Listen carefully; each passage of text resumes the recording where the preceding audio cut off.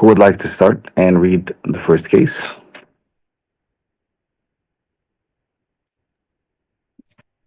I can do it here. Go ahead.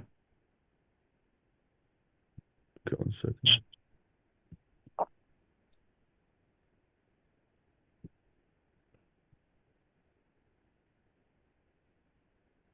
Sorry, I'm just trying to zoom in. Okay. 56-year-old male with a history of cirrhosis is brought to the emergency department by his family, who report that he has become increasingly confused and drowsy over the past 2 days.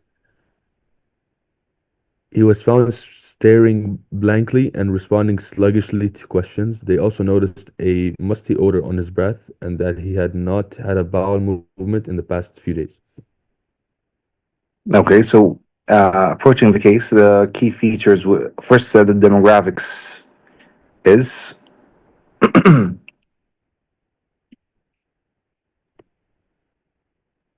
56-year-old male. mhm. So it's more of an elderly patient. And the key feature here would be Cirrhosis, probably. okay, that's something. Well, what's more striking? The episode of increased confusiness and Yeah, so drowsiness. the key here is that he's being confused rather than just the cirrhosis, because cirrhosis is a spectrum of a disease. He can have it compensated, non-compensated. It can be minor thing. It can last for many years, but currently there's a change in his situation, and which is the confused episodes. You can also ask about the musty odor and breath. However, this is most likely due to the picture of the cirrhosis and all these issues in between. And the rest of the case, the bowel movements, all these things, they're related to the cirrhosis and everything else. But neurologically and clinically, we're looking at the confusion. So, next step would be to approach the case from the point of view of the dissecting the problem itself. So, how would you ask the questions to approach the case?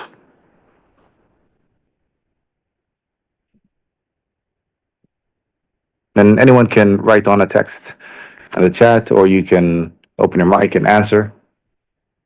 Feel free to answer however way you'd like.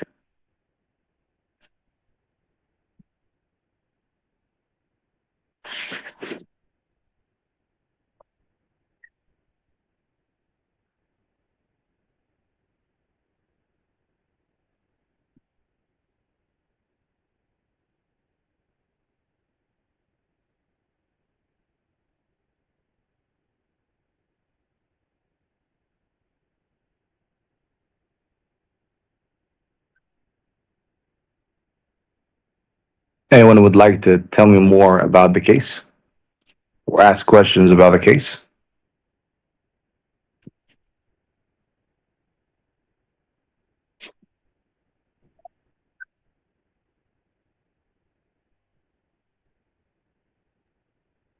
Maybe we can talk about the musty odor on his breath.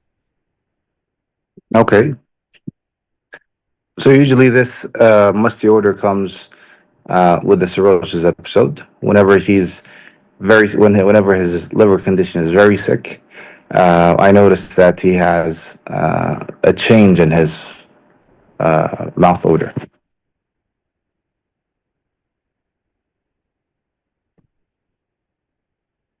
So let's look at it as a approach to the neurological status here. So we're talking about the confusion. So what kind of questions do you want to ask around the confusion?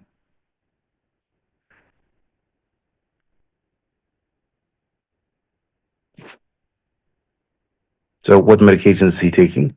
He's just taking medications for the cirrhosis. Nothing new has been added recently.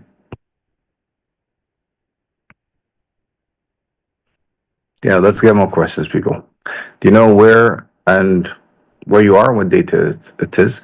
No, you try to ask the patient these questions, but he just stares blankly. He gets your attention a little bit. He knows and he answers that he's in the hospital, but when he tries to think about the date, he slowly becomes more and more disconnected. And then he goes back to being blank.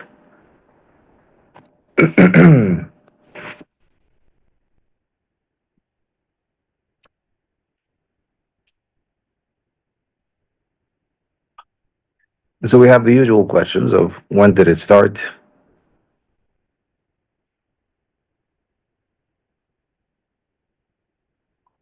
And if you just follow Socrates, I know here you really don't have a lot of information for, or you can't use fully Socrates. So there's no site to the confusion, but there's an onset. Let's say the onset was 2 days ago, and it's mentioned here, past 2 days. And the character, it's a deep level of confusion and drowsiness as the patient basically does not respond to anything surrounding him, does not respond to the verbal or painful stimuli easily, and or the interactions around him. R is radiation. There's no real radiation here in the confusion case. A is associated feature, and this is associated with the staring blankly, associated with drowsiness, confusion with an element of drowsiness. He has association of also the liver issues such as cirrhosis, the bowel movement, or the severe constipation for the past few days, and the musty odor. The timing, it's consistent, constant. So for the last 2 days, he's been having it. It didn't go away. Exacerbating features, so nothing around it. Someone mentioned, did he take any medications? But technically, there's nothing around it. No, nothing made the patient go into a worse situation, except when you ask about the constipation. The family mentioned that whenever he's constipated, he becomes more and more confused. And the severity, we'll talk about it in the next few slides, but it's just looking at how severe of a confusion this case is. And there's a way of measuring the mental capacity of someone, or the mental status, or the level of consciousness, if you will. And this is something we're going to approach in the next few slides. So if we go next, we start to notice, we start to look at the physical examination.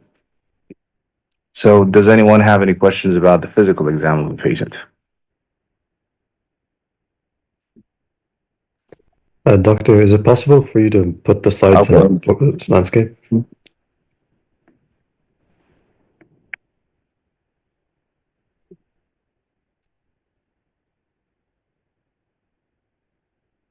What about now?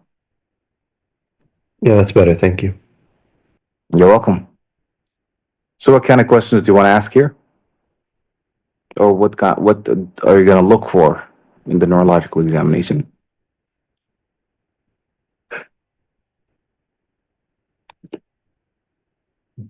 Feel free to write to the text, or just open your mic and answer. Blood pressure? Okay. So blood pressure is fine. Someone mentioned mental status or signs of chronic liver disease. So that's perfect because we know that the patient has a significant medical history. So the head to toe examination is going to be looking for chronic signs of chronic liver disease. The vital signs for fever, as you mentioned, there's no fever. And both of you mentioned mental status, and someone specifically mentioned the mini mental state exam score.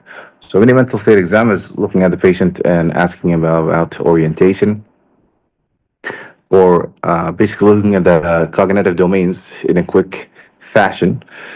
So looking at the orientation to person, place, and time, and the patient is not oriented to person or place or time.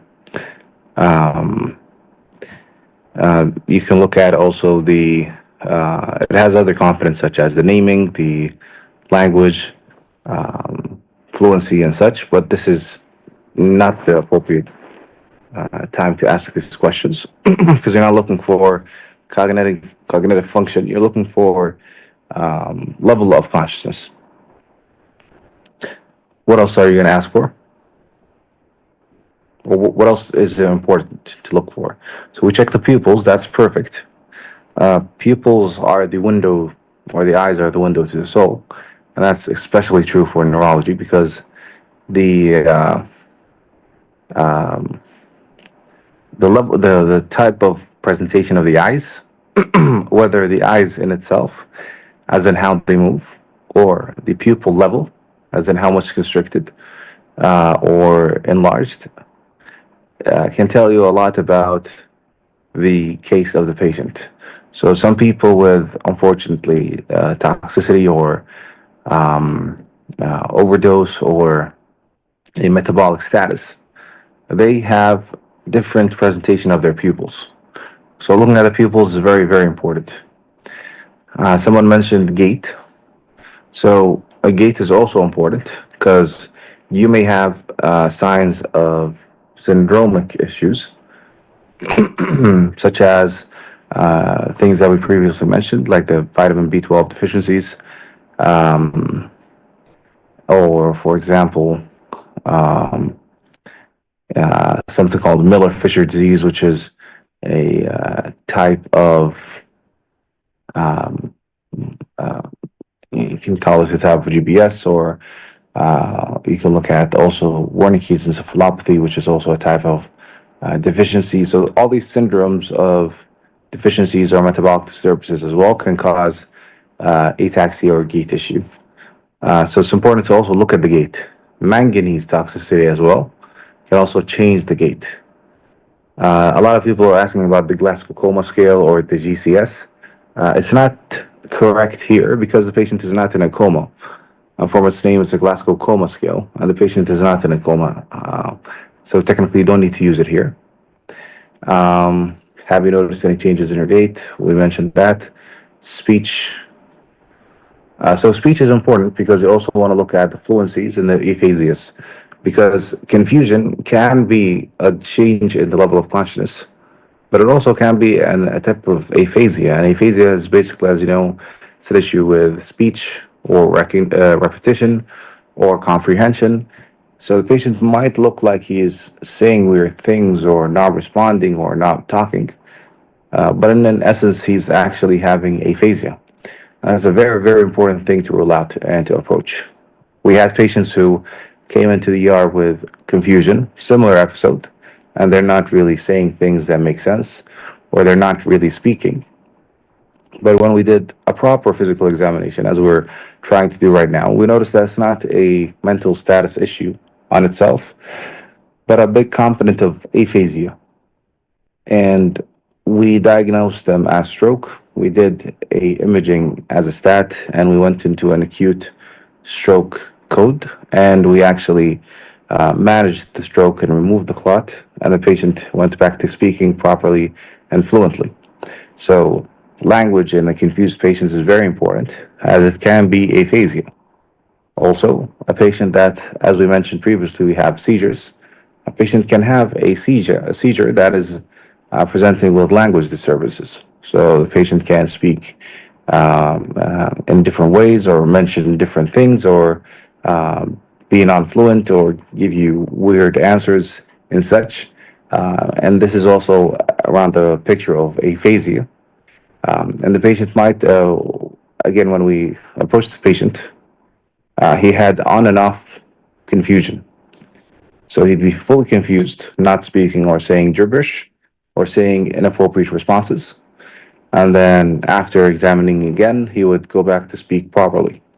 So again, with deeper inspection, we found that this patient was having active seizure episodes. And whenever he's in a seizure, he would have aphasia.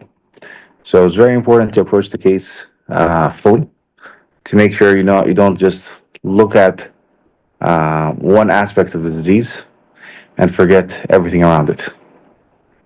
So we mentioned the vital signs, specifically the blood pressure. There's no autonomic features. Blood pressure is fine. Someone is mentioning reflexes.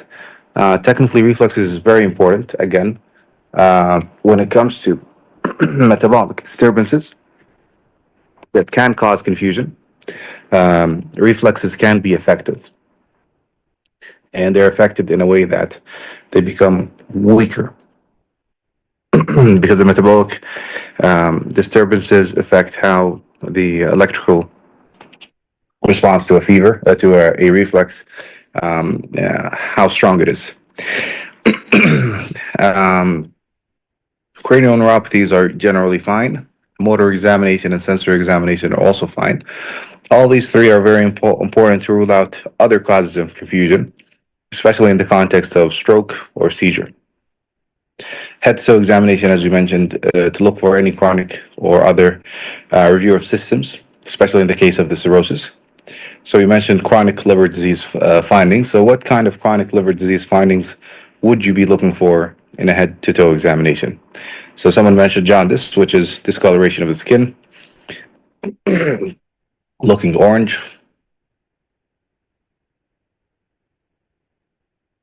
What else?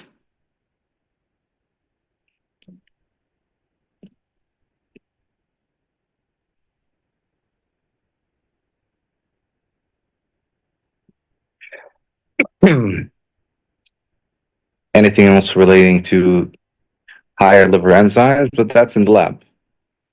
What about the examination? So what would you be looking for clinically?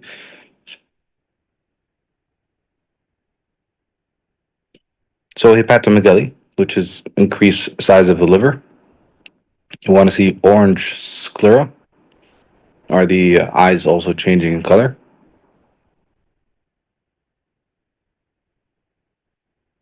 You want to look for nevi, which is changes of small vessels, capillary beds in the skin.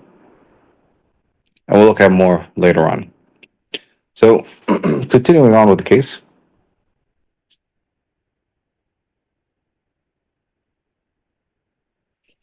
What kind of investigations do you want to look for? Now, we already approached that previously in our physical lectures about what kind of basic labs are important and such, specific autoimmune, infectious imaging and such. So, I'll let you go ahead and answer again by text or by microphone. Whichever one do you want to ask about? Go ahead. Not in any specific order, but let's try to focus the more prioritized lab findings and then go to the more complex ones. So, what would you ask for as investigations? So, CBC electrolytes liver. So, CBC is abnormal. Electrolytes is abnormal as well, but the liver function is more heavily affected.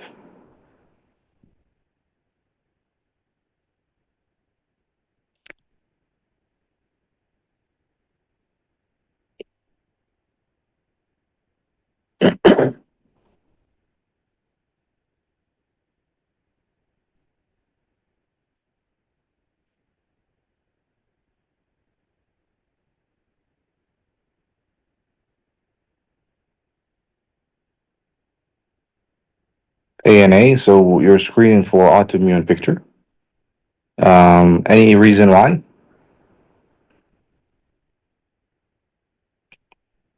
So I'd assume, for example, you want to look for autoimmune picture or autoimmune hepatitis, for example. But this patient basically already is diagnosed by a liver disease issue. And it's clear we already know the type of liver disease he has. And there's no space for an autoimmune screen for now. Abdominal ultrasound. Okay, you can go with imaging for abdominal ultrasound.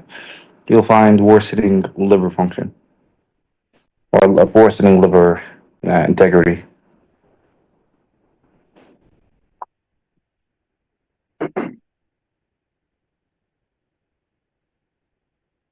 What's the most important thing you need to rule out when a patient comes in to the ER with confusion? CT head. Okay, perfect. So stroke with a CT head. Someone says sepsis, but sepsis is a condition. So I want you to let me know what you want to look for. So stroke is very important. You did the CT, and we'll look if there's any imaging changes in the next few slides. What's also more important than even a stroke? Any patient that comes to the ER and has confusion, you need to make sure you rule out something. Seizure is also important, as we mentioned. Stroke and seizure, but don't tell me the tell me how you want to approach it by the investigations. So someone mentioned meningitis, and this is exactly what I want to hear. Um, and hypoglycemia also. So hypoglycemia is one of the mimickers of neurological emergencies, and you want to make sure it's not hypoglycemia, and that easily should be in the triage of the ER because it's A B C D E F G. So as they go through the airway, breathing, and such, they have to go to the G, which is the glucose level. Um, but most importantly, it's meningitis. So meningitis is the most important emergency presentation with confusion, because if you don't treat it, it becomes worse. It becomes larger bacteria, or the infection becomes worse, and the patient would go into high mortality and worse prognosis with the growth of the meningitis. So you need to catch it early and you need to manage it early. So meningitis is a triad of changes of altered mental status. So the mental status of the patient is changed, whether confused, whether drowsy, whether depressed, any changes in his altered mental status, and fever, because the patient is having an infection, and finally the headache. So the patient also has some headache. You don't need to have all three of the triad to diagnose or to be suspicious for meningitis. But if you feel like this could be meningitis, definitely always go for an infectious screen and lumbar puncture. So I want to do an infectious screen because I want to look at the blood, the lungs, urine, everything, just to make sure that there's no infection in the body. But also I need to do a lumbar puncture, as someone mentioned, CSF analysis. Okay. Someone mentioned seizures, so we're going to do EEG. Anything else?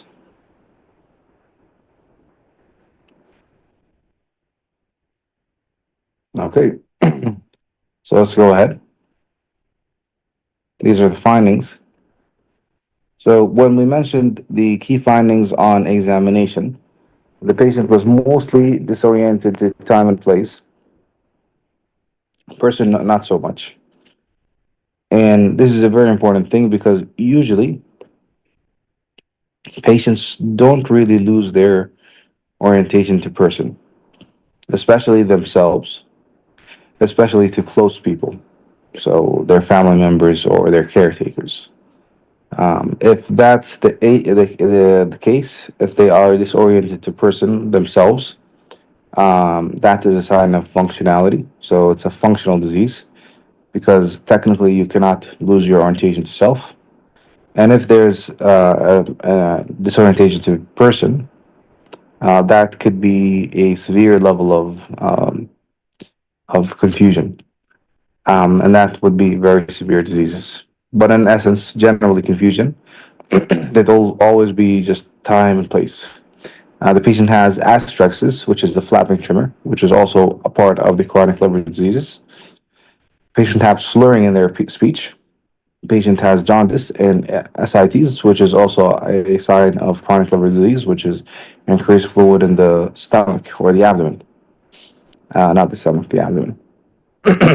And thankfully, and most importantly, you always want to make sure there is no focal neurological deficits. Because if there is, then you go to see the weird things or the most important things, such as possible stroke, possible seizures, possible infections, and such. However, when you do the labs, one of the special labs you need to do is ammonia, which is a byproduct of the liver disease. Ammonia needs to be cleared out by the liver. However, if you have worsening liver disease, the ammonia level would increase, as well as if you have severe constipation, because the stools are not leaving the body, so the ammonia stays in the body. And the worse that state is, the worse the liver disease is, and that's indicated by a worsening level of ammonia. in correlation with a mental health status. Liver functions, as you mentioned, they're all abnormal, and coagulation panel is also abnormal with a prolonged INR. So all these indicate liver dysfunction, because liver is correlated with the liver labs themselves, indirectly by the coagulation profile and indirectly by the ammonia level. This is the astraxis or the flapping tremor, and it's when you check for astraxis by having a person stretch their arms straight in front of them, then they pull their wrists back like they're stopping traffic. A positive sign for astraxis would be involuntary flapping movement of the hands. So you ask them to stretch their arms, hold them up in a 90-degree angle, again, like they're stopping traffic. And then suddenly the patient would have an involuntary movement of flapping his hands from the wrist area. This is basically a stigmata of chronic liver disease. And you have the mnemonic of ABCDEFGHIJ. And it helps you look at the aspects of liver disease, such as astractis, ascites, ankle edema, atrophy of testes, bruising or easy bruising, carpal medusa, clubbing, and color change of the nails. So the patient had decreased level of consciousness secondary to hepatic encephalopathy. And that's evident by first the patient having is an elderly, which they're more common to have chronic diseases. So whenever you have an elderly patient, think about the byproduct of uncontrolled chronic disease, such as uncontrolled diabetes, uncontrolled hypertension, uncontrolled liver disease, and such. This patient unfortunately has a uncontrolled liver disease and led him to have hepatic changes or hepatic worsening, as evident by the physical examination of stigmata of liver disease, as well as the lab findings. And encephalopathy is basically an indication that the patient is in encephalopathic picture, which basically means that the patient has confusion. So we'll get back to this information later on about more discussions about the level of consciousness. But let's go to the next case. Who would like to read?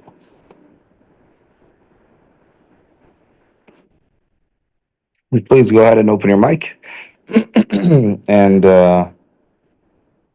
start reading whoever would like to read first. All right. A 72-year-old female with hypertension and type 2 diabetes. The patient was found at home by her daughter, appearing drowsy and confused. She was speaking slowly and had difficulty recognizing family members. She seemed to fall asleep easily during conversations and had difficulty staying awake. Okay, so the demographics here.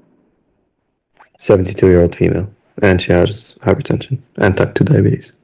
Sure, and as we mentioned previously, so any patient with an elderly case, usually you want to look for the byproduct of worsening chronic disease. And you mentioned that she has hypertension and type 2 diabetes. Here we want to look at the type of the confusion or the altered mental status. The patient we had previously was staring blankly and either responding and then going back as responding a little bit and then going back to stare blankly. Here we have a patient that is more drowsy. So a patient that's confused but slowly going into a sleepy state rather than just not being attentive. And the most important part here is, or the key feature here. So someone mentions type 2 diabetes. That I would put that as a description of the demographics more, not the key feature. Because everyone has type 2 diabetes. But what's the key feature here? Difficulty staying awake. I agree, but I would label this as the second important key feature. Not recognizing family members. No. Drowsy, confused. During conversation, slow speaking. These are all secondary to me. But the key feature here, because these are all things that you mention in any type of patient that has confusion. Patient's going to be drowsy. Patient's going to be speaking slowly. Patient's going to be having difficulty in orientation. Yes, someone says she lives alone. And basically, what I think you're trying to say, and what I want to say also, the key feature here is that the patient was found at home by her daughter. So the key thing here is that the patient was found later on after being alone at home to have developed some sort of confusion. So it's not about the confusion, but it's about the patient being found at home later on by herself, by someone else, after developing something that was unwitnessed. So if we look at the physical examination, or we can go back to the history, but we don't have history because the patient was found alone. So we'll jump off to the physical exam right away. Again, what kind of questions do you want to ask here, real quick?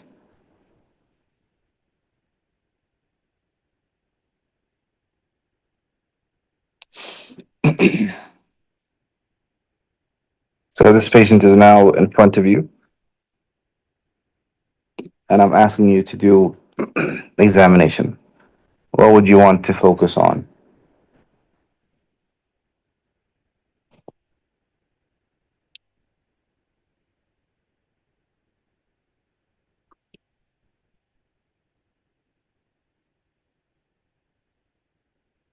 So start with vital signs. So blood pressure is very important. A patient with very low blood pressure might be having a drowsy episode. So the patient has hypertension. She might have been taking too much of her medication and she became hypotensive. But also, she might not have been taking her medication and she went into very, very high blood pressure. You want to look at glucose level, again, because she's diabetic. You want to look for high levels of glucose, and that would cause any episode of hyperglycemic issues. Or you can go into a very low glucose level, and they would be hypoglycemic, which is part of the triad screening.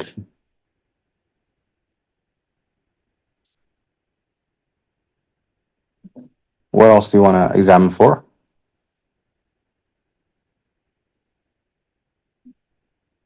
Fast exam. O2 saturation, fine, you can go for it, but it's normal.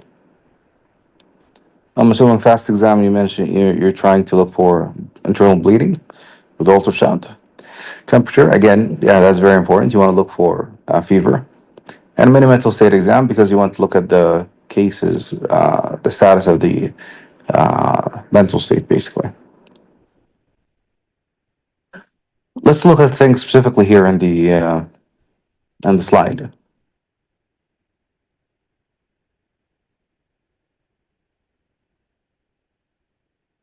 So pupil reflex. Um, it's not that very. That's not that important. Thyroid function is in the labs,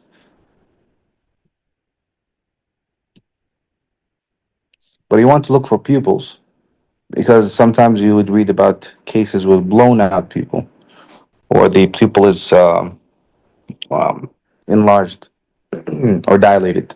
So in these cases, if the patient, elderly patient, they fell, they might be having an internal bleed or a severe head trauma, and that would be evident by a dilated pupil.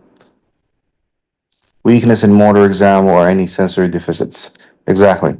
So because also you want to look for any signs of stroke. The most important thing here is the motor exam and sensory exam. We have something called the NIHS scale, which is stroke scale, which is basically a way of quickly screening the patient for any neurological deficit that is relevant to stroke. And we need to really do that proper motor and sensory examination to make sure that the patient is not having a stroke and is presenting in this way. So we'll go ahead and continue with the investigations. You know the patient, you know the clinical picture right now, and you want to look for what kind of investigations. We mentioned the glucose, we mentioned the thyroid. Thyroid is normal. CT, so you want to do a CT to rule out any signs of stroke. CT with contrast. So you don't need to do contrast, just a non-contrasted CT. Contrast CT usually you want to look for any lesions in the brain. If you want to look for stroke as ischemic or hemorrhagic, you can just do the non-contrast CT.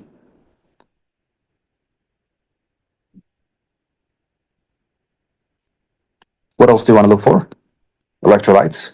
So elderly can easily go into electrolyte dysfunction, hypoglycemia, hyponatremia specifically. They can easily go into it because of the issues with fluid intake. And if you don't correct it, they would be confused.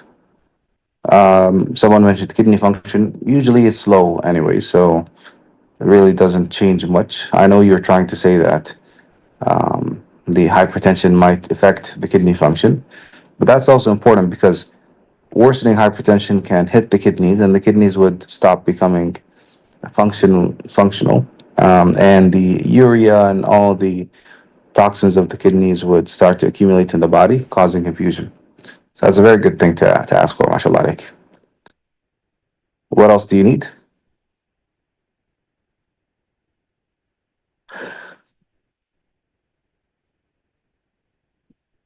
Again, we mentioned the most important things to rule out in an ER with confusion. We mentioned the stroke. What else do you want to investigate for? Most important things with a patient coming in confused in the ER. Meningitis. So we'll do a lumbar puncture. And last but not least, so we mentioned stroke, meningitis, and seizure. So you want to look for seizure with the EEG.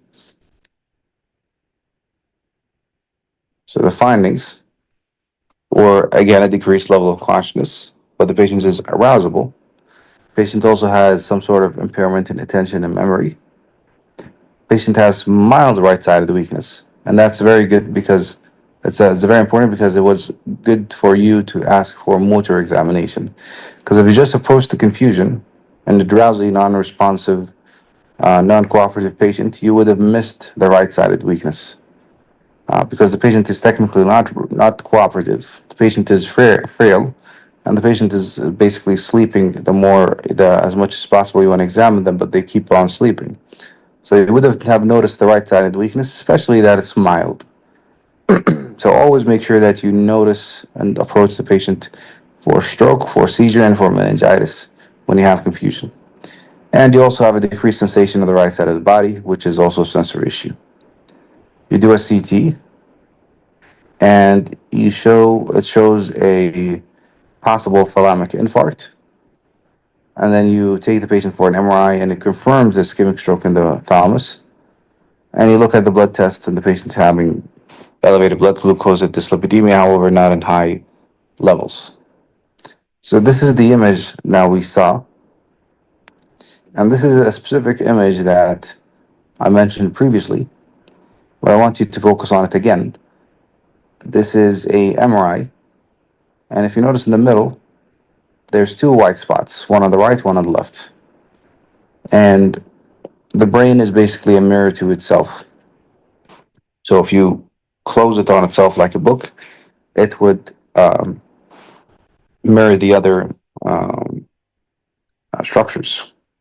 But here specifically, you have two structures that are showing some white color or hyperintensity. And this is in the region of the thalamus. So you have both thalami affected, which is an uncommon presentation.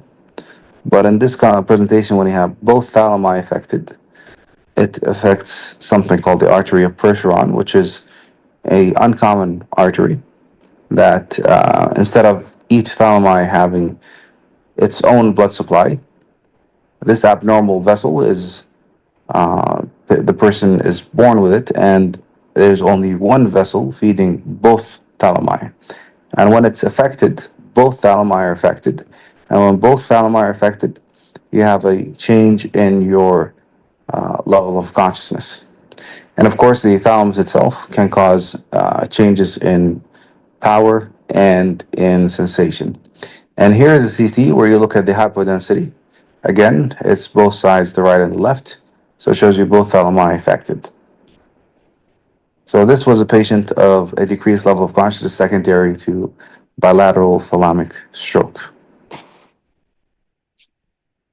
Next patient who would like to read. Go ahead and open your mic and start.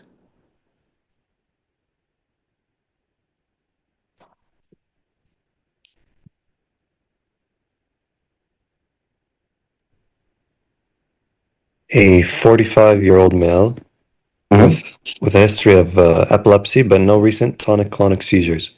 The patient's family reports that he has been acting off for the past day.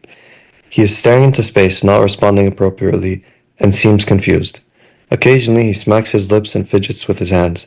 He does not have any convulsions but appears drowsy and unable to focus. Okay. So demographics here. 45-year-old male. So not really elderly, but more of a Middle-aged. middle-aged adult. So here we're not technically looking at worsening chronic diseases, but we're looking at worsening of primary diseases, which is basically the epilepsy that he has here. And what's the key feature here?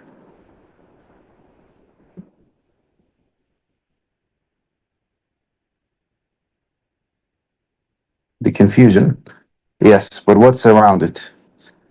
Family reports he's been acting off. Yes, so this is the key feature here because he's not really changed, but he's a little bit off.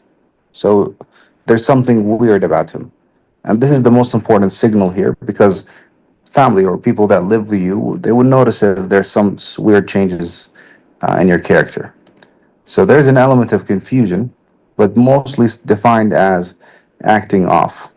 And with that acting off, there's weird signals of the smacking his lips, fidgeting his hands, and all these things. Now, if we look at the history of the patient, what kind of questions do you want to ask? So we mentioned middle-aged man. We want to focus more on the issue of the primary disease, and he has a history of epilepsy. So what kind of questions do you want to approach this case with?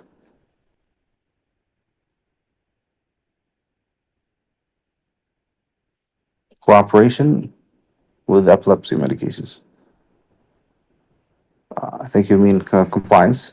So, and has he had any changes of medication?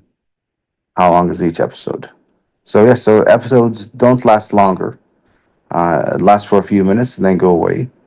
He is generally compliant to his medication, sometimes misses them. No addition of new medication in the last few months.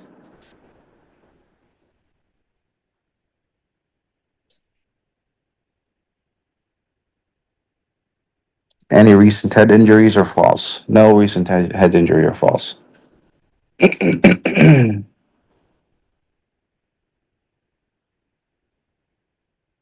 So I'll start with Socrates. So again, there's no site, but you can say that the site of the changes. You mentioned something in the face, which is the smacking his lips and fidgeting his hands. And now the next part of Socrates is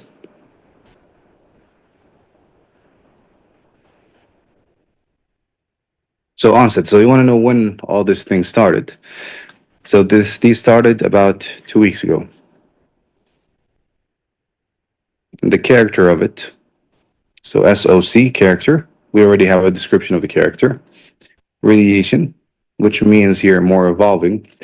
So first of all, in the first few days, it was more just weird confusion, and then the next few days he was smacking his lips, and then the next few days he added fidgeting with his hands. So the radiation would be more of the evolution of the disease.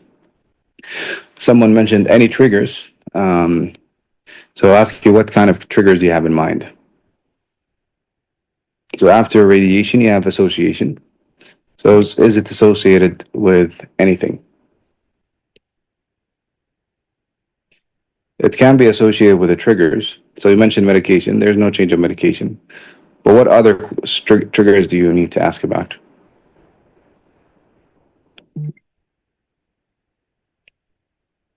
associated with sound or light. So there's no trigger of sound or light.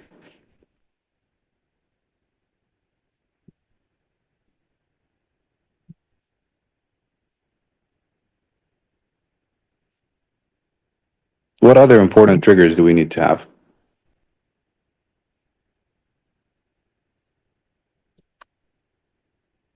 Sleep and stress. Yes, the patient actually has been stressing in work, and there's a change in his shift schedule, and he hasn't been sleeping well.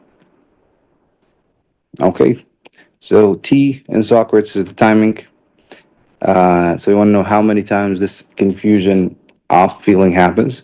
It happens maybe 3 times a day. And E, if anything that makes it worse, which is the triggers, and we just mentioned them, and the severity.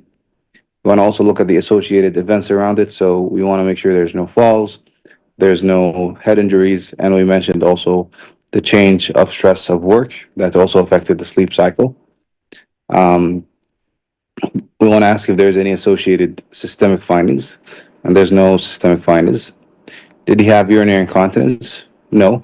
I'm assuming you want to look for if he had a picture of a seizure episode. Up until now, no, he didn't have a full picture of seizure, which is a loss of consciousness tonic-clonic picture. As mentioned here, no recent tonic-clonic seizures.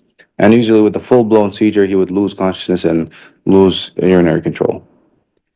And we also want to look at the association to other active diseases, which doesn't seem relevant in this case. Perfect. So let's now go to a physical examination. Real quick, what do you want to ask about?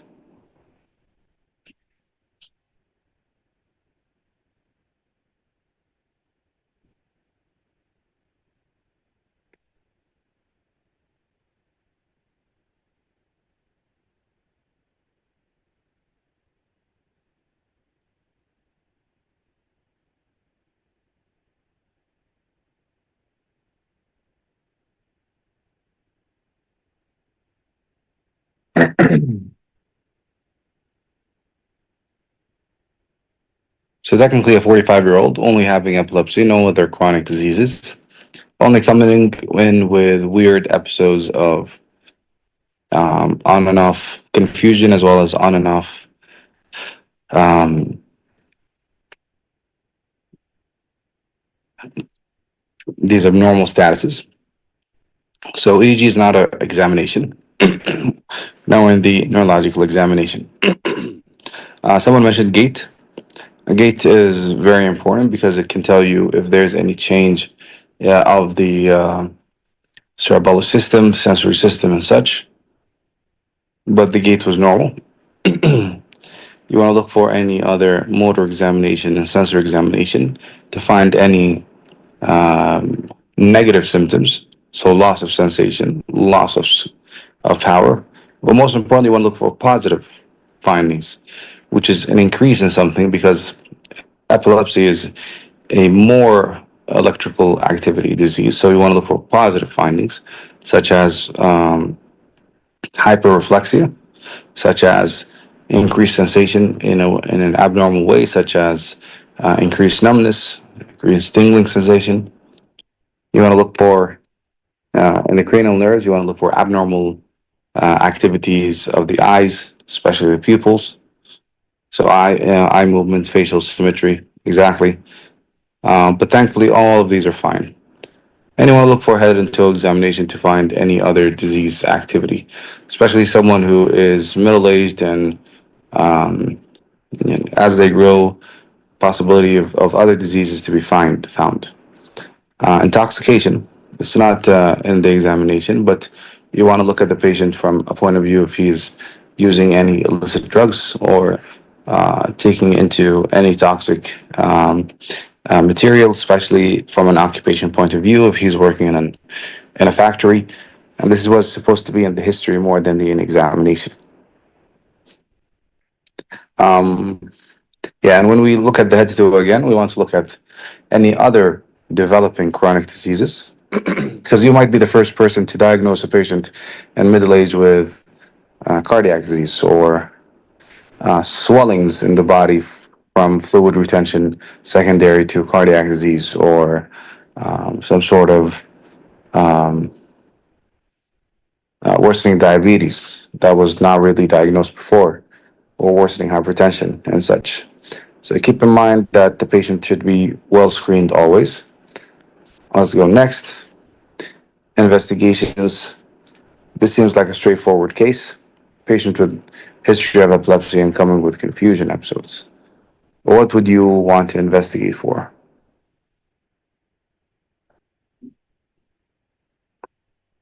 EEG, MRI. Okay, we sent for the MRI. We did the EEG. Until we'll talk about it again. But what else do you want to look for? Go basic, then go to the advanced complex things. Because EEG and MRI is going to take time, but labs, you can do it right now.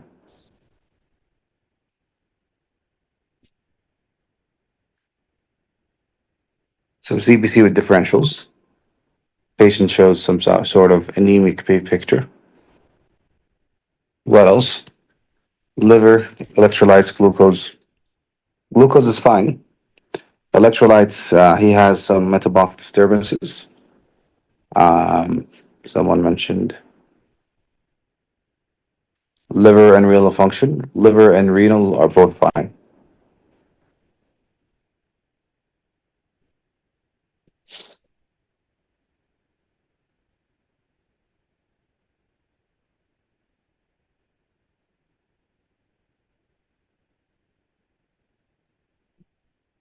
Again, what are the important differentials? Okay, anti-epileptic drug level or drug screening. So you'd want to do drug screening for any illicit toxicities. If you suspect the patient is using some toxic drugs, drug level of the anti-epileptic drug, you want to use it to find if the patient is non-compliant or if he took too much of the drug. So you want to look for toxic level, or you want to look for compliance. So if the level is low, it means the patient is not really compliant to their medication. If the level is high, it means the patient took too much and is in an intoxicated state. Yes, EEG, seizure, CT for the stroke, and lumbar puncture for meningitis. Never forget to look at all these things. But in essence, we know that this patient is having hyponatremia and a change in his basic labs. So when he did these physical examination investigation, he found that the patient is unresponsive or not responsive to verbal commands at times. So you ask their name, you ask them to raise their hands. Sometimes they'd answer, sometimes they wouldn't. When they're not answering, they would have a period of staring with subtle twitching of the fingers.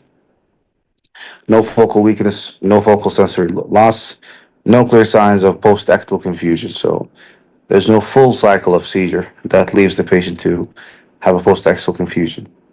However, when we did the EEG, we found continuous epileptiform discharges, confirming something called a non-convulsive status epilepticus, which means to say that the patient is having electrographic seizure. So when you look at the electrical activity of the brain, it is in a seizure state. However, clinically, the patient is not convulsive. So subclinical or no clinical finding, or non-convulsive, as in there's no convulsive activity.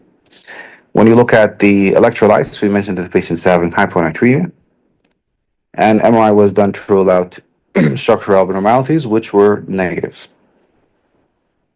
Usually, these patients are found in the ICU. And you might look at this patient and you say, okay, this patient is resting, or this patient is in a coma, or the patient is intubated. And you wouldn't really notice that their patient is having a seizure. But what exists in this room that can help you identify if the patient might be having a non-convulsive or subclinical seizure, which means it's electrographically in the so EEG monitor, correct, but it's not in this picture, and usually you need to attach it when you want to assess for EEGs or seizures. But in this patient, let's say he's in the ICU, and you want to say, okay, this patient might be having seizure. Yes, vital signs. So increased blood pressure and increased heart rate, so tachycardia, can be an indication of seizure, even if the patient is not moving, and as well as even if the patient is not having a reason for the consistent elevation of tachycardia and blood pressure. What's most important is if the patient suddenly drops from a consistent tachycardic and hypertensive state to the point that he goes into a tachycardic and hypotensive state. So, ongoing subclinical seizure that is not treated would decompensate and change the status from a hypertension to a hypotensive. So, these are all subtle signs in the ICU that you need to capture to make sure that the patient is not in seizure. So, in summary, any patient that is in the ICU and you're assuming that he's intubated or in a coma state or whatever, if there's a change in their vitals, as I mentioned, or if there's a change in their level of consciousness in a way that you can't really acknowledge or understand, you need to make sure that you rule out seizure because it's a quick examination that you do on the bedside as a neurologist, and it's a quick EEG monitor. If you do the EEG assessment clinically as in a physical examination or do it as an EEG and it's negative, then you're safe. At least you did it. But if you missed it, and that's a horrible thing to leave a patient seizing. And then finding out after the seizure becomes too much and the patient goes into a seizure episode. There's a lot of papers showing evidence of just the altered mental status in the ICU can indicate that the patient is having a seizure, and mostly because the body is in severe stress. So, never underestimate how a seizure can appear, especially in the ICU context. This is the EEG presentation. The patient is sleeping well, but when you do the EEG, you find this haphazard electrical dysfunction. So, chaotic episode of seizures. And this just is called, as I mentioned, the electrographical seizure. So, when you diagnose status epilepticus, you have a convulsive and non convulsive. So, convulsive is easy to diagnose clinically because there's obvious motor signs. However, in a non convulsive disease, it's difficult to diagnose because there's no obvious motor signs. However, there's only altered consciousness, and the EEG confirms it. And this is basically our case because if you remember the patient, there was an on and off changes in conscious level, and on and off changes in non-obvious motor manifestation. So no obvious motor manifestation does not mean that there's no manifestations, but it's not obvious. The playing, smacking their lips, they're playing with their nose, the subtle twitching of the fingers. These are all non-obvious signs of non-convulsive seizure. If you couple them with the altered mental conscious level, so it's very important to look at this as a context. So if you notice that today's lecture we had decreased level of consciousness in hepatic encephalopathy, which is a chronic disease that grew into a confusion episode, which is hepatic encephalopathy, but also chronic disease such as renal encephalopathy, or which is also called uremic encephalopathy, which is increased level of urea because the renal dysfunction is happening, or any other chronic diseases can also indicate or put the patient in confusion. The second level of decreased level of consciousness was a stroke. So the patient was having a stroke or ischemic stroke or vascular episode, and this caused a change in their conscious level. And the third decreased level of consciousness case here is seizure. So there's a spectrum of things that would cause the same presentation um, throughout, but each one was a completely different diagnosis, and each one was a completely different condition. And this is why I designed this lecture to be about the last dance, which is basically you're well suited to approach cases now after the amount of case-based learning that we did and the structured learning that we had. And to also identify your cognitive errors because all cases are almost the same generally. but each one had a completely different pathway to be diagnosed and to be treated. So you all did a good job, mashallah alaikum. We went into a very well understanding of decreased level of consciousness in these contexts. Now let's go into the science behind it. So when you mention level of consciousness, you have five level. So the patient is either confused, which is basically disoriented to surroundings, may have some impairment in judgment, may need cues to respond to the commands, but the patient is just weirdly disoriented to the surroundings, and that's confusion. Level two is something called lethargic. So the patient is more drowsy and just needs a gentle verbal or touch stimuli to initiate response. So a patient is staring blankly, and if you mention their names, they're going to be more attentive to you. But if you don't interact with them, you don't touch them, they'll just lose their attention and they'll just go back to being confused. And the next level, which is obtunded, which means that the patient is very sluggish, very slow, especially to repeated stimuli, as in to say you need to continuously give them stimuli such as verbal and painful stimuli to get them to be aroused and attentive. And if you lose the continuous stimuli, the patient is slowly going to go back into a depressed level of consciousness. The fourth one is stuporous, which is very minimal response to a vigorous stimulation. So you do as much as possible. You scream in the room, which is a verbal stimuli, and you give them painful sensation, which is a painful stimuli. And even with that amount of effort, you only get a very slight, small obtunded or, sorry, a stuporous or very small, minimal response for the patient. And once you get it, you immediately lose it.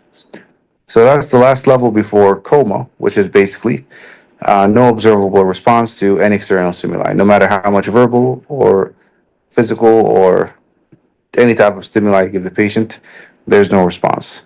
And these are the five level of consciousness. And that's very important to know. And in essence, you can look at it as number one, confused. Patient would respond if you just give them any type of stimuli. And the last one is comatose. The patient would not reply if you give them any type of stimuli. And the middle, lethargic, responds with verbal. Obtunded responds with verbal and painful. And stuporous responds after very painful, very verbal. Very strong verbal, very strong painful sensations. Now, when you look at the causes of changes of level of consciousness or decreased level of consciousness or altered mental status, we mentioned previously the structural aspects, and I want you to remember SME. S is for structural. So whenever you have a patient with change of level of consciousness, remember SME. S is structure. So bilateral cortex, such as in a seizure, when both of them are affected by the electrical activity, the patient would have a change or loss of consciousness. Bilateral thalami, such as the case that we had, and it's specifically to an uncommon presentation of the artery of Percheron, which would cause one artery for both thalami, and if that artery in itself is affected, both thalami are gone, and any affected issue or pathology in the brainstem, because the brainstem has the RAS system, which is the system responsible for arousedness and sleep. When you look at M, which is metabolic, any metabolic changes such as hepatic encephalopathy, renal encephalopathy, metabolic derangement such as the hyponatremia, or toxicity because of overdose or illicit drugs, alcohol, other things. And E, which is electrical. So SME, E is electrical. So electrical seizures or status epilepticus or non-convulsive seizures. And these are the cases that we saw today. Now, a lot of people mention glucose coma scale, and from the name, it's a coma scale. So when the patient is in a coma, you have to do specific examination to test out the function of the brainstem, to know if the brainstem is functioning, and to know if the patient is basically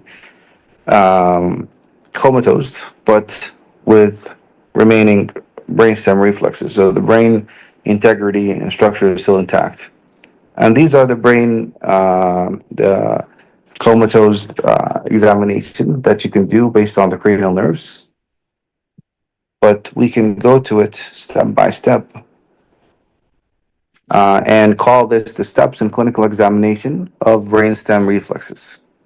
So first you have the brainstem reflex, which is the assessment of pupil reflex. So the absent light reflex of second and third. Pupillary light reflex is used to assess the brainstem function. Abnormal pupillary light reflex can be found on optic nerve injury, oculomotor nerve damage, brainstem lesions, such as our cases of comas, and any brainstem lesions, such as due to tumors or medications, such as barbiturates or any drugs that decrease level of consciousness. So, in essence, if you shine no light, they're normal. But if you give a normal light response, you would find an absent light response in one eye, but the other one would give you a light response. But in essence, the light reflex is not going to give you a full response when it comes to any brainstem disease. Okay, so let's take a break and talk about cows. Because this lecture is very heavy, let's talk about something that is non-scientific or non-medical for a little while. So, what's the striking feature in this cow?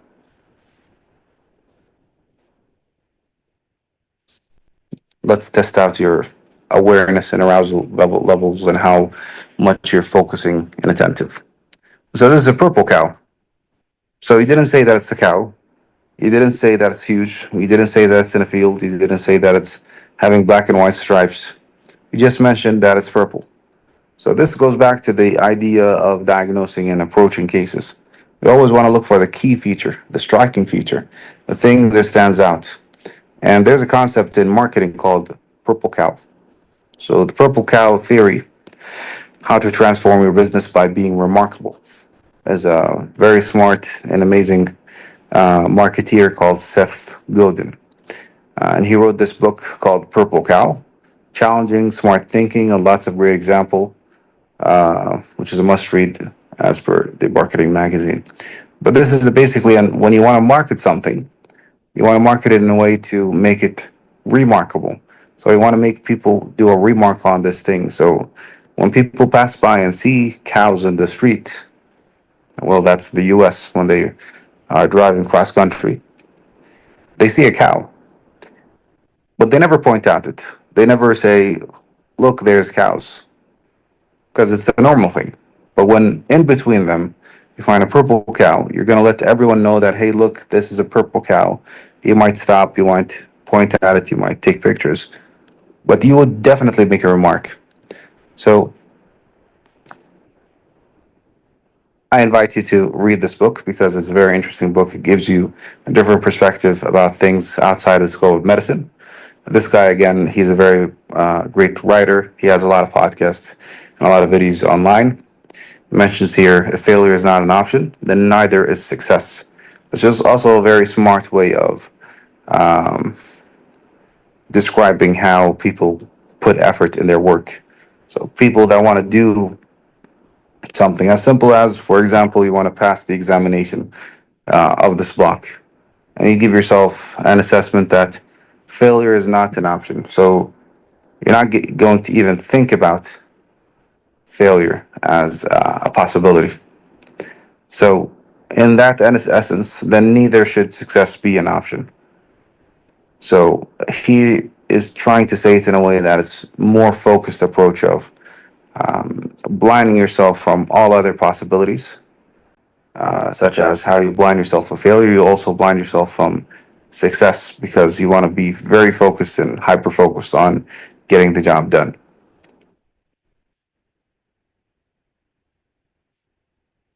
And here we describe the quote a little bit more. If you're not willing to fail, then you can't really succeed because success comes from trying, from making mistakes, and from learning from them. If failure is not allowed, then real growth and achievements are not really possible. So, success is a byproduct of a lot of failures as you go through. It should be an option, but not really blinding yourself fully from the whole picture. Now, let's go back to the scientific medical lecture. Hopefully, that would have was a small nice break from all the clinical discussions. So, continuing the steps of clinical examination to assess brainstem function or reflexes. Looking at these cranial nerves, the absent oculovestibular response toward the side of the cold stimuli provided by water, pen marks at the level of pupil, can be used as a reference. So here you're looking at the vestibular apparatus, the inner ear and the balance. You're looking at the eyes, and you're moving the head and looking at how the eyes are moving. This is best described here. And this is why we talked about purple cows, because I want you to remember cows, which is cold opposite, warm same. So in the reflex, the vestibulocular reflex, if you put cold water in the ear, the eyes would go to the same side. But if you put the warm water, it would go to the opposite side. If cold water is poured into the right ear, the patient develops left jerk nystagmus. While the reverse happens with warm water, patient develops right jerk nystagmus. And why does this happen? Is because there's a disruption in the vestibular ocular reflexes. Next is the efferent nerve and efferent nerve. So absence of grimacing and eye opening with deep pain pressure. So when you try to give the patient pain, you want to look for grimacing or eye opening. And when you're giving pressure there's no grimacing or eye opening pressure or eye opening, deep pressure, then that tells you that there's a absent brain reflex. Now, the most painful pain areas, I know a lot of people see clinical examination where they're looking at the eye ridge and everything, but the real painful areas are the bulk of the muscle. So if you go to the arms, for example, and you pinch the biceps, that's very painful. Now, even more painful, and that's by evidence based, the top two most painful. Number two is the belly of the muscle, and number one is the skin fold next to the muscles.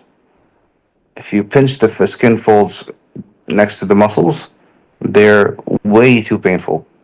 And why is that important? Because some people do painful stimuli the wrong way, or they don't give enough pain pressure, and then they would say the patient is now waking up. But someone else would go ahead and do another same examination, but they would be more painful in the way they're giving pain to the patient, and the patient would wake up. So there's no standardization by how people give pain. So we really must look at the painful site, which means to say anyone, if they pinch the belly of the muscle, they should get a very painful response.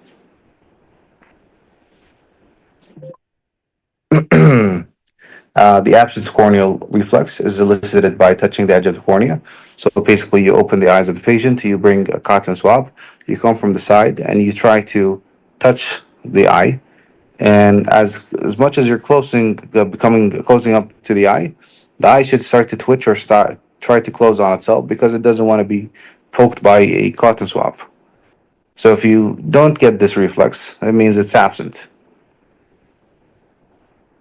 The absent cough reflex elicited through the introduction of suction catheter deep into the trachea. So cough and gag reflex are important. Sometimes you can't do it because the patient is basically intubated, but you want to do the brainstem assessment.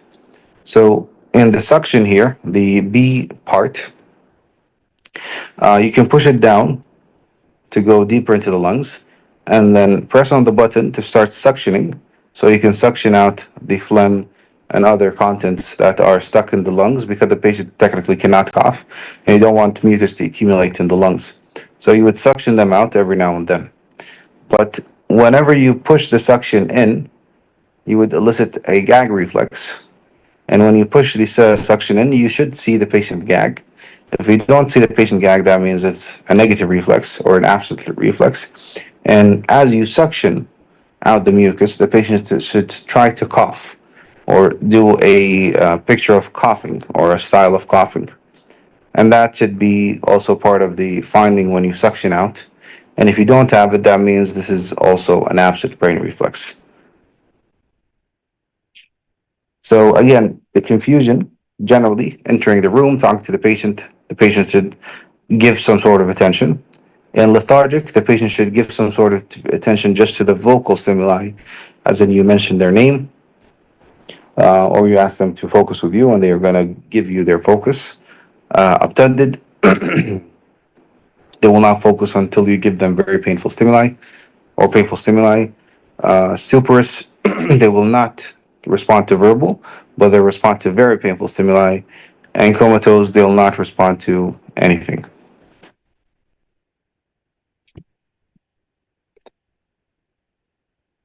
So, in essence, these are the two lectures we had today. I tried to merge them into one, which is the level of consciousness, approach to confusion and approach to level of consciousness. I know we finished a little bit earlier because Zoom online lectures are not that interactive. But basically, in essence, these are the two lectures. We have the lectures of approach to confusion, and we also have a lecture of approach to decreased level of consciousness or altered mental status. The approach to confusion, we're going to speak a little bit more about it in some other lectures, but we already mentioned that confusion, you need to rule out to the major things such as stroke, and we already had a lecture on stroke, or we spoke about stroke previously, and we'll have another lecture that is more focused on stroke coming up. Seizure, and we already had a very big lecture on seizure. And finally, meningitis, which is also going to be a lecture on its own later on. So, approach to confusion, we talked about how to approach it, what kind of questions, physical examination, history, investigations, and such. But the byproduct of it, which is seizure, stroke, and and meningitis, are scattered in other lectures to be more detailed. Now, when it comes to altered mental level of status, we talked about the levels of the consciousness, and we talked about the findings, the possible causes such as the SME, and we talked about the cases as they were approached previously. So these are the two lectures. Technically, we're done. Does anyone have any questions? So someone mentioned sternum rub. It is a painful assessment. However, it's not one of the most painful. Okay. So I designed these lectures again in the past, and because in the midpoint we've already worked together a lot. We had a good relationship, and hopefully we're benefiting a lot from the lectures. and and this time of the lectures and part of the course, I like to give some sort of non-neurological, non-medical lessons. And I prepared this again a while back. I don't remember what I'm going to share right now, but it's very important to give you some sort of life lessons, let's call them. 0.1% chance of it happening is all you need, which means to say that if you're focusing on something, on a goal, you really only need any chance of success, even if it's 0.1%, because it's all a matter of repetition. The more you try to achieve that goal, the more it's likely to happen. And if you know statistics, the small percentage, if it's repeated multiple times, it becomes exponentially more likely to happen.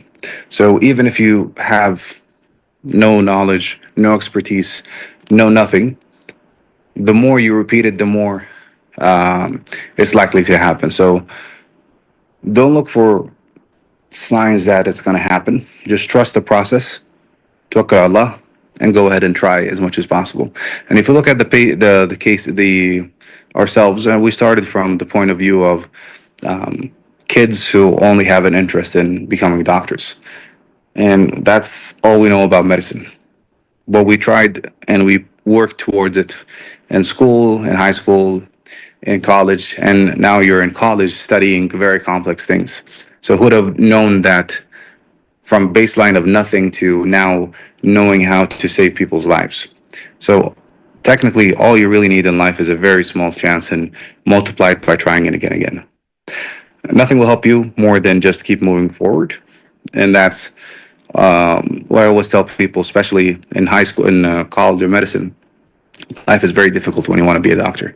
It doesn't get easy. It doesn't get faster. It just keeps on getting harder and harder. But if you keep on moving forward, you reach a very beautiful life. And now, as a person who, alhamdulillah, finished college of medicine, finished internship, finished residency, and finished fellowship, and now working as a consultant, I get to tell you that it's worth the effort. And if you keep moving forward, eventually you're going to arrive. Consistency beats everything. So I know college of medicine, especially in residency, when you finish, is very, very competitive. But the only thing that I learned in life is that the person that is more consistent is the person that usually wins. It's not the smartest. It's not the person that puts the most effort. It's the person that puts the most consistency. Always showing up, always being prepared, and always trying to deliver. Not necessarily deliver because things happen in life, but trying in itself is most important. So always try to be the consistent person, not the smartest person, not the hardest worker, not the whatever person. Just be the most consistent person. Because at the end of the day, I want someone that I can rely on by always being there and prepared. Or I rely on the smartest person, but the person doesn't really show up, then I can't really rely on them, no matter how smart they are. If I can rely on the hardest worker, but they don't really show up, or they're not really consistent in their results, then really I can't rely on them. But I can rely on a consistent person, regardless of the results, because they always deliver. Best two ways to increase your luck is always being early and always being prepared. I know we live in a different time now. um, a lot of people don't like being early as before, which actually is a good thing because those who are early, they get to benefit more than the people that show up late. And trust me, I don't really know how to explain it, but if you always commit to coming early, you will get so much more benefit from whatever you're going to, whether it's a class, whether it's a session, it's a rounds, patient screening, whatever.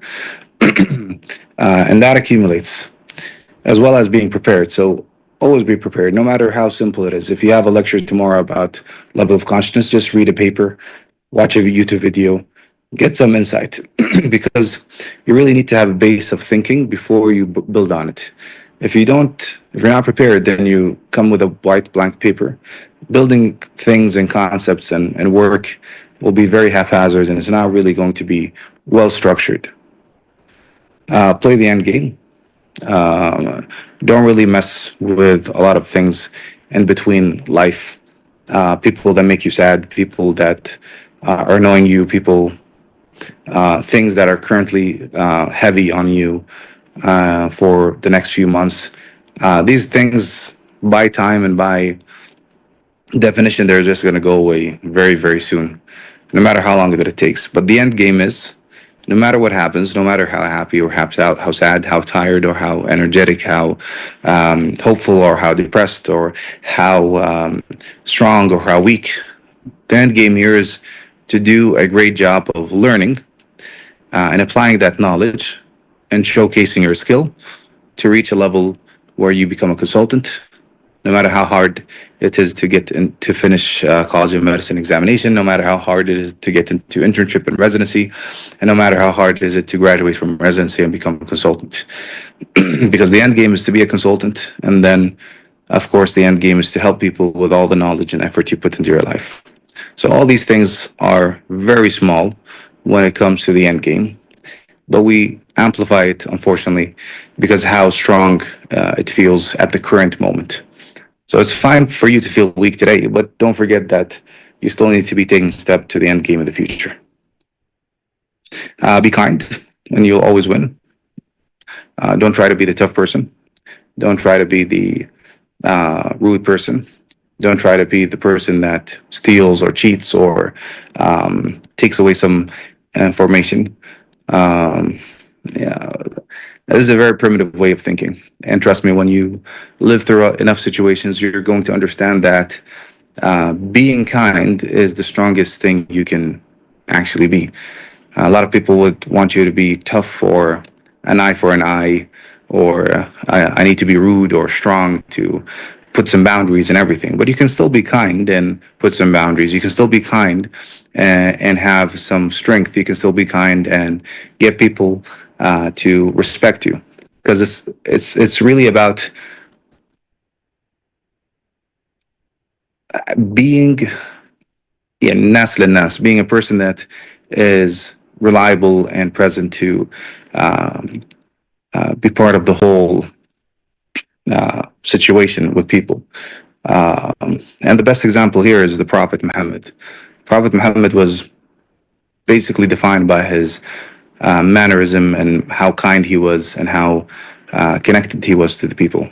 He's not the person that we know that he was the scariest or the rudest, or he's the guy that we know, Prophet Muhammad, peace be upon him, the person that was the kindest, had the biggest heart. And all of that accumulated to big, huge successes and being well connected to people and being able to win people over to be able to get to huge successes. So, no matter how much life pushes you around, no matter how much examples you have around you, always try to be kind, because that's how you always win at the end. Nothing gets easier, only gets familiar. So repetition, repetition, repetition, involving yourself more, experiencing things more, reading things more, they become more and more familiar, and then you'll be able to approach it or do it easily. Nothing gets easier. There's nothing easy in life. Life is by definition an uphill battle, and the best way to get through it is to know what you're going through and know how to approach it. Not by thinking, I'll wait for it to get easier or I'll try to make it easier on myself. Build the next frontier. Don't wait for it to happen. A lot of the context of, especially in our part of the world, we wait for new knowledge to come from the U.S., from Europe, from Canada, and then we start to apply it. That should change. We have enough expertise, enough scientists, enough resources, enough clinical cases to actually start building our own knowledge and our own sciences to tell the world also what the next frontier is. We can develop our own drugs. We can develop our own guidelines. We can develop our own insights about diseases, of our cases. And we can maybe hopefully reach a point where, instead of relying on the American guidelines for stroke protocol, we can rely on the Saudi protocols and let the people of the world also rely on the Saudi guideline, for example. Or maybe one of you would actually develop a drugs in the next few months. All these things are very important to keep in mind, to change your mindset when it comes to all of these things. And finally, don't take life too seriously. Honestly, life is meant to be lived in a very nice way. It should be simple, should be smooth. You should, at the end of the day, once you're done with studying, you're done with studying. Once you're out of college, all the things with college should be left in college. You should give yourself some time. You should be always social. The more you're social, the more you're happy. And the more you give yourself, the more you're happy. So at the end of the day, the goal is to just be happy and be comfortable. Not to be successful, not to be overwhelmed, not to be whatever you want to be. Because if you're not happy and you're not comfortable, then what's the point? And most importantly, if you don't have people with you, then also what's the point? If you graduate from College of Medicine and you don't have connections, then what's the point of the last 5 years? And there was a Harvard study that showed the happiest people in the world, whether they're young, whether they're middle-aged, whether they're old, they're the happiest because of the connections they build. So no matter what kind of state you're living in, the best solution is always to get out and see people, whether they're family, they're friends, or just random people. So don't take life too seriously.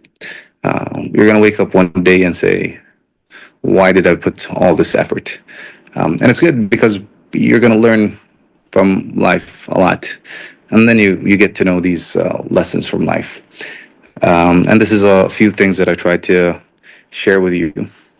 And most importantly, Ramadan Kareem, كل عام وأنتم بخير. Very happy that we went through this journey together.